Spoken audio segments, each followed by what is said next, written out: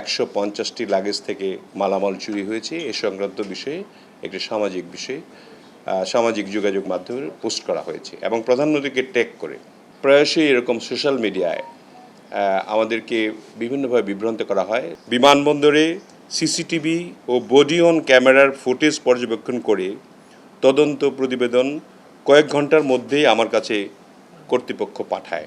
836 piece লাগেজের মধ্যে 21টি বেগে ছেঁড়া এবং কাটা অবস্থায় পেয়েছেন বলে কর্তব্যরত গ্রাউন্ড স্টাফদের নিকট মৌখিকভাবে জানা যায়। ঢাকা বিমানবন্দরে সিসিটিভি ফুটেজ পর্যবেক্ষণ করে কোনো ধরনের মিসহ্যান্ডলিংয়ের প্রমাণ পাওয়া যায়নি।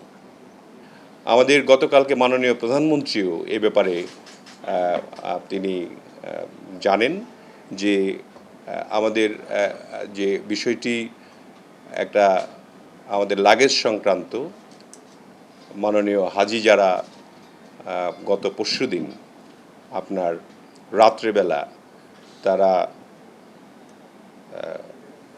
হজ থেকে ফেরার পথে এখানে এসে তাদের লাগেজ সংক্রান্ত একটা বিষয়ে একটা পোস্ট দিয়েছে যে লাগেজের সেই লাগেজগুলি কাটা হয়েছে এবং লাগেজের 150টি লাগেজ থেকে মালামাল চুরি হয়েছে এ সংক্রান্ত বিষয়ে একটি সামাজিক বিষয় সামাজিক যোগাযোগ মাধ্যমে পোস্ট করা হয়েছে এবং প্রধানমন্ত্রীকে ট্যাগ করে মাননীয় প্রধানমন্ত্রী এ ব্যাপারে আমাদের সঙ্গে সঙ্গে নির্দেশনা প্রদান করেন এবং আমরা আমাদের তরফ থেকে সঙ্গে সঙ্গে এটা তদন্ত করার জন্য নির্দেশ প্রদান করি।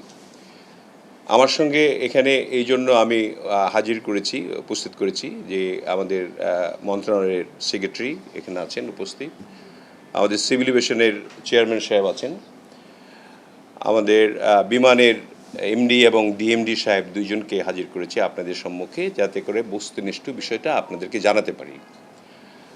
আপনারা জানেন যে প্রায়শই এরকম সোশ্যাল মিডিয়ায় আমাদেরকে বিভিন্নভাবে বিভ্রান্ত করা হয়, যেটা আপনাদের সহযোগিতায় আমরা তার সত্যতা যাচাই করে বস্তুনিষ্ঠ সংবাদটি পরিবেশন আপনাদের মাধ্যমেই করতে পারি এবং তাতে করে বিভ্রান্তিটা আপনার নিরসন হয়।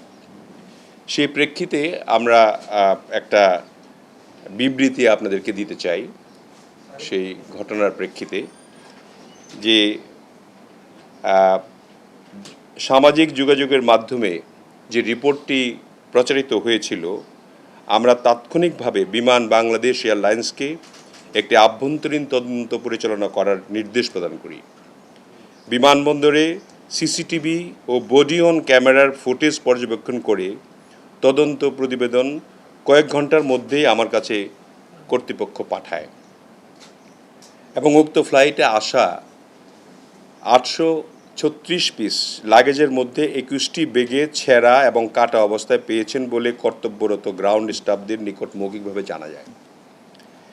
নিয়ম অনুযায়ী কোনো হাজি বা যাত্রী মূল চেক ইন লাগেজের ভেতরে কোনো অবস্থাতেই জমজমের পানি বা যথাযথ সিলগালা না করে লিকুইড প্রসাধনী সামগ্রী গ্রহণ করতে পারবেন না, এটা একটা নিয়ম। লাগেজ স্ক্যানিংয়ের সময় ধরা পড়লে নিয়ম অনুযায়ী বিমানবন্দর কর্তৃপক্ষ লাগেজ কেটে বা খুলে তা বাজেয়াপ্ত করে থাকে। আন্তর্জাতিক নিয়ম অনুযায়ী ডিক্লারেশন ব্যতীত নগদ টাকা বা মানিব্যাগ বুকিং লাগেজে দেওয়া নিষিদ্ধ। ঢাকা বিমানবন্দরে সিসিটিভি ফুটেজ পর্যবেক্ষণ করে কোনো ধরনের মিসহ্যান্ডলিংয়ের প্রমাণ পাওয়া যায়নি।